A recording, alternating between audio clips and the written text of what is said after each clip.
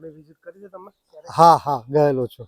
તો એ પાંજરાપોળ ને આ પાંજરાપોળમાં કશો ફરક લાગે છે તમને?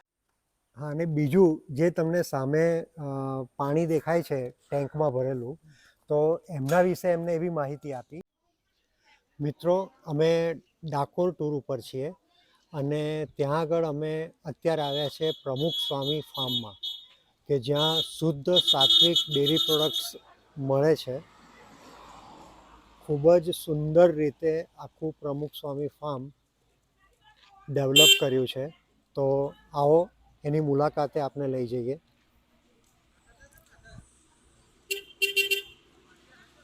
વિશાળ જગ્યામાં ડાકોરથી લગભગ અડધા કિલોમીટરના અંતરે આવેલું છે.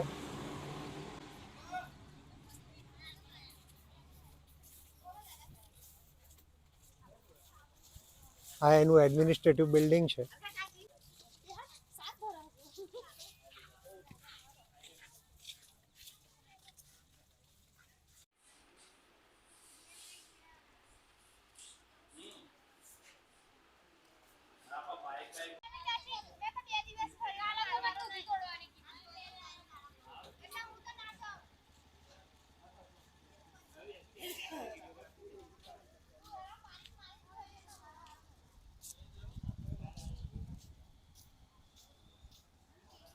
પોળની વિઝિટ કરી છે તમે? હા હા ગયેલો છું. તો એ પાંજરાપોળ ને આ પાંજરાપોળમાં કશો ફરક લાગે? જુઓ અને હા અહીં હા આગળ જુઓ, હા તમને હા કશો ફરક લાગે છે એમાં? છે. એટલે હવે સપોઝ આ ડિસ્ટન્સ જે છે તમારું સ્પેસ છે એની અંદર જેટલી ગાયો છે એ ત્યાં આગળ શું છે એકદમ ખચોખચ હોય, એટલે વેટરનિટી ડોક્ટર્સ અહીંયા આગળ વિઝિટ કરે કે તમારે રૂટીન વિઝિટ એ લોકોની ઇમરજન્સી હોય ને તો બોલે, બાકી અમે પ્રાઇમરી ફર્સ્ટ એડ તો અમે જ કરી નાખીએ છીએ. બરાબર, ઓકે. જે પ્રાઇમરી લાગતું હોય એ અમે અમારી પાસે ડિસ્પેન્સરી છે આગળ, જાતે જ કરી નાખીએ. બહુ ઇમરજન્સી હોય તો જ ડોક્ટરને બોલાવવાના.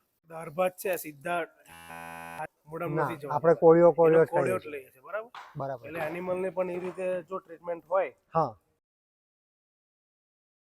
આ જે ગાયો અત્યારે ચરી રહી છે, તો એમાં અહીંયા આગળ જે સંભાળે છે ગૌશાળા, એમને એવી માહિતી આપી કે જે ઘાસ એ લોકોને આપવામાં આવે છે એ પણ કટ કરીને આપવામાં આવે છે, કે જેનાથી એ લોકોને ચરવામાં સુગમતા રહે, ચાવવામાં સારું રહે અને પચી જલ્દી જાય. એટલા માટે એ લોકોને આ રીતે આપવામાં આવે છે. એમનું કહેવું એમ હતું કે જેમ આપણે જમીએ છીએ તો આપણે આખી રોટલી એક સાથે નથી ખાતા, આપણે ટુકડા કરીને ખાઈએ છીએ. તો એવી રીતે આ લોકોને પણ ઘાસ કાપીને આપવામાં આવે છે, કે જેથી એ લોકો આરામથી ચાવી શકે અને પચાવી શકે. અને બીજું એમને એવી માહિતી આપી કે આ ગૌશાળામાં પાંજરાપોળમાં ટોટલ 450 પશુઓ છે, એટલે ગાય અને ભેંસ થઈને. તો એમાં એ બધાને જ એ લોકો દર 3 મહિને વેક્સિનેશન કરે છે. એટલે એ રીતે દરેક પશુની એ લોકો પૂરેપૂરી કાળજી લે છે. સામે જરા ઝૂમ કરો. સામે જે પેલું બ્રશ જેવું દેખાઈ રહ્યું છે સેન્ટરમાં, તો એ એમને એવું કીધું કે આ જે બ્રશ છે એ નોર્મલી ગાયને જ્યારે ચળ આવતી હોય ત્યારે, હવે બહાર ફરતી હોય ત્યારે તો કોઈ દિવાલને કે એને અડી અને એ ઘસીને પોતે ચળને જે સેન્સેશન છે એને પૂરી કરી શકે.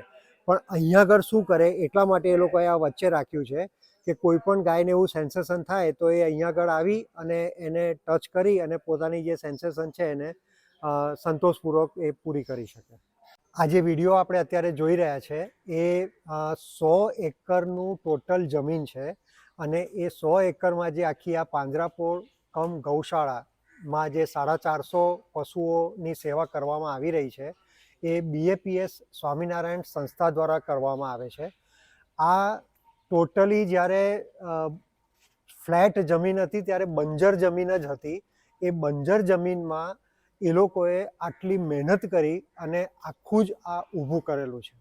તો એ વિડીયોમાં આપ જોઈ શકશો કે એ લોકોની કેટલી મહેનત છે, એ લોકો કેટલી કેર કરે છે each and every પશુની.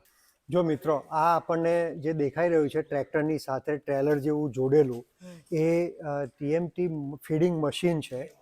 ટીએમઆર feeding machine છે. તો એમાં આ જે છે બકેટ જેવું, એ બકેટની અંદર લીલું ઘાસ, સૂકું ઘાસ અને દાણ એ બધું મિક્સ કરી અને એને ઉપાડીને ત્યાં વચ્ચે નાખવામાં આવે અને ત્યાં એ મિક્સ થાય.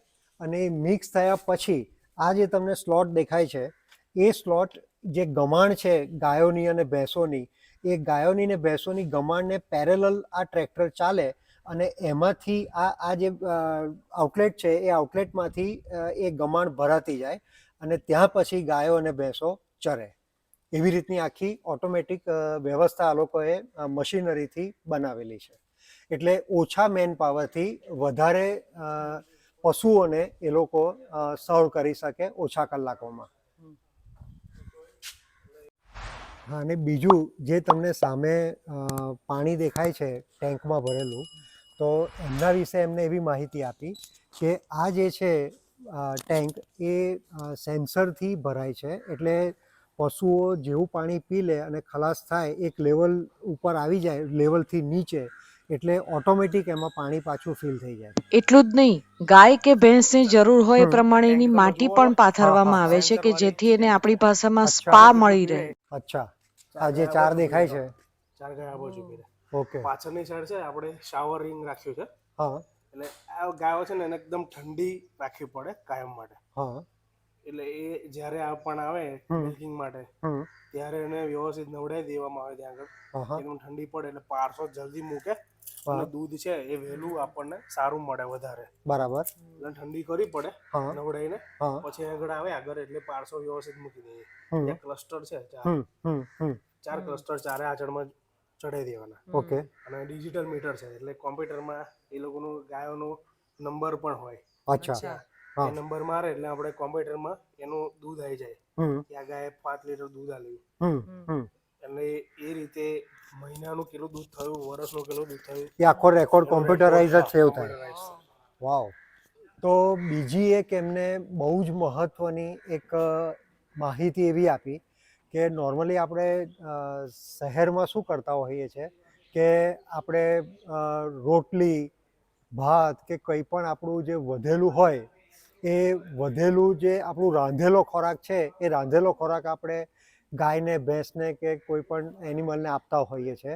પણ એમના કહેવા પ્રમાણે એ લોકોની જે શરીર રચના કુદરતે બનાવેલી છે એમાં રાંધેલો ખોરાક જે છે એ રાંધેલો ખોરાક એ લોકોની શરીર રચનાને માફક નથી આવતો.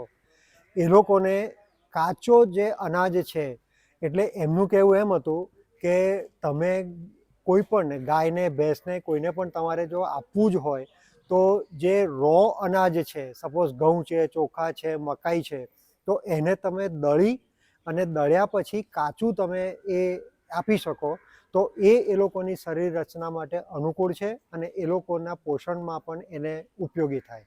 તો ખાસ તમને આ વિડીયો દ્વારા અપીલ એટલી જ કરવાની કે આપ પણ આ બાબતનું ધ્યાન રાખશો અને હવેથી કોઈને પણ કોઈ એનિમલને રાંધેલા ખોરાકને બદલે કાચો ખોરાક આપશો કે જેથી એ લોકોને ઉપયોગી થાય, એ લોકો હેલ્ધી બને અને એ લોકોની સંતતિમાં પણ એ લોકોને ફાયદો થાય. લીલું ઘાસ કે જે એ લોકોનો એકચ્યુઅલ કુદરતી ખોરાક, લીલો કે સૂકો ઘાસચારો અને દાણ એ પણ તમે એમને આપી શકો કે જેથી એ લોકોને એ ઉપયોગી થાય અને એ લોકો માટે સુપાચ્ય છે. બરાબર. હવે દવા કરે ને તો અંદર જતા રહે દવા કરવા માટે. અહીંથી બધા લોક થઈ જાય છે. બાજુ લોક થઈ જાય. એ ફેરવવાનું બધું લોક. બધા ખુલી ગયા.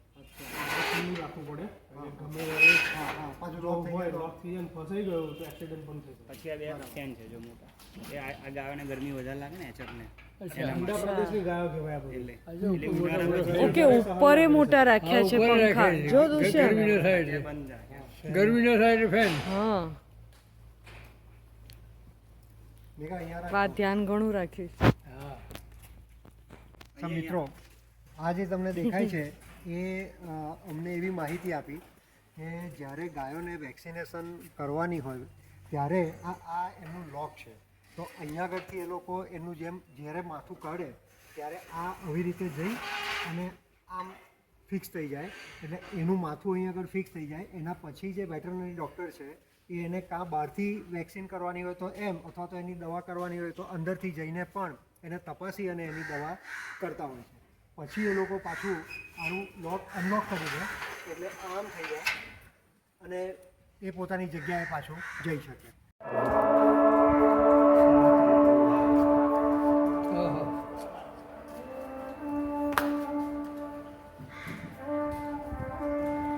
એમણે માહિતી આપી કે આજે ગૌ માતા અને જે આ ભેંસો અહીંયા રાખવામાં આવી છે એ લોકોને જો સારું સંગીત અહીંયા પીરસવામાં આવે તો એ લોકો જે માનસિકતા છે એ એકદમ ખુશનુમા રહે અને એનું રિઝલ્ટ એ લોકોની હેલ્થ પર પડે અને એ રીતે એ લોકોની જો દૂધ આપવાની શક્તિ હોય તો એમાં પણ ફરક આવતો હોય છે. એટલે તમે વિચાર કરો કે કેટલી ઝીણી ઝીણી વસ્તુ ધ્યાનમાં રાખવામાં આવી છે. ફક્ત એવું નહીં કે બસ આવી છે એટલે એને ઉછેરી દઈએ એવું નથી.